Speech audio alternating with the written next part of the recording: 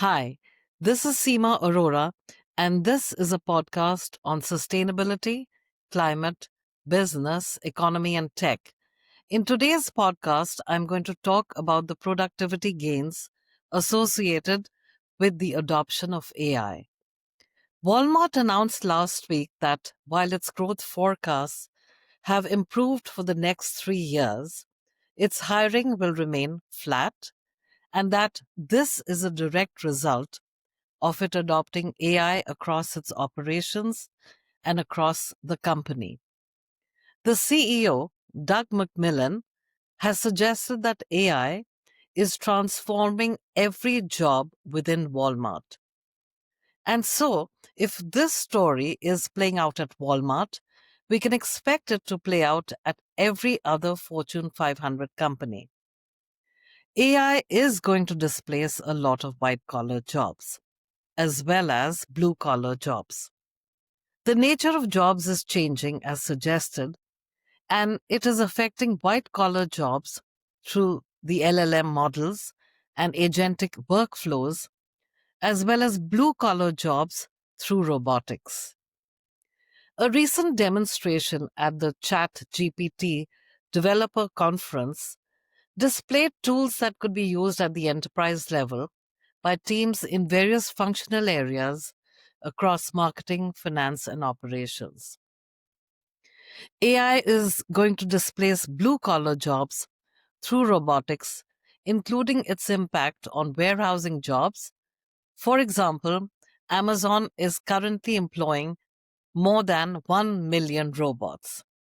Actually, I said employing, but maybe the right word is deploying robots. And it's not just on the factory floors. We saw announcements by companies like DoorDash and other delivery services such as Uber Eats, where robots have begun delivery even at the last mile. And it's just a matter of negotiation with the cities regarding the safety protocols. There is, of course, the adoption of robotics across factory workflows, especially in manufacturing, and it is very well understood in certain industries and that this trend is on a significant rise. Self driving cars or autonomous vehicles are being rolled out, displacing even the gig workers. We can say that the adoption of AI is definitely then increasing productivity across companies. Productivity, which is defined as a residual increase in output that cannot be explained by an increase in inputs. Now, that this productivity rise is just the tip of the iceberg. So, what is happening right now? According to some estimates, productivity for the US is hovering between 1.5% and 3.5%. One economic study from MIT estimates the productivity gains due to AI, though, to be less than 1% for the next decade, though industry estimates seem to be much more robust. It is widely known that economic data in the US has consistently underestimated the gains due to software due to measurement issues. One thing is clear, AI is still a nascent technology and it has the potential to skyrocket productivity. And this increase in AI usage is likely to have a serious and measurable impact on employment. Now, what is also clear is that jobs that are lost are not likely to be replaced. In a typical scenario, we've always had this relationship where as productivity increases, GDP increases, and as GDP increases, employment increases.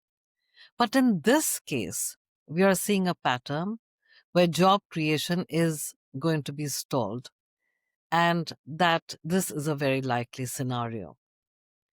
Coming back to the Walmart example, where it will increase sales by over $90 billion over the next 3 years without adding any headcount. We can, however, imagine situations where this productivity increase would happen exponentially and the drop off in the labor needs could be even more dramatic. Or one can say, well, there might be adoption issues. And will AI really seep through the economy? Now, if you're talking about the largest Fortune 500 companies, that's already 80% of the market cap. And these players are not going to focus on anything other than AI for now. So, this brings us to what the Federal Reserve can do now. The chairman, Jerome Powell, has suggested that right now we might be in a no hire, no fire kind of economy. With the government shut down and the fresh employment data not forthcoming, the Walmart story can be a leading indicator of what's to come and to come very quickly. We might be standing on the edge of a precipice, and so we need to pay attention. The real story here then is there has to be a radical reinvention or innovation in policy. How is the Fed going to influence labor creation, and can it do so meaningfully?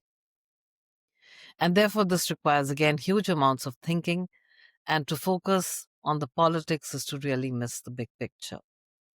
The big picture is that it requires a radical reinvention of policy. What happens in this case and how fiscal and monetary policy can work, that's what we should focus on.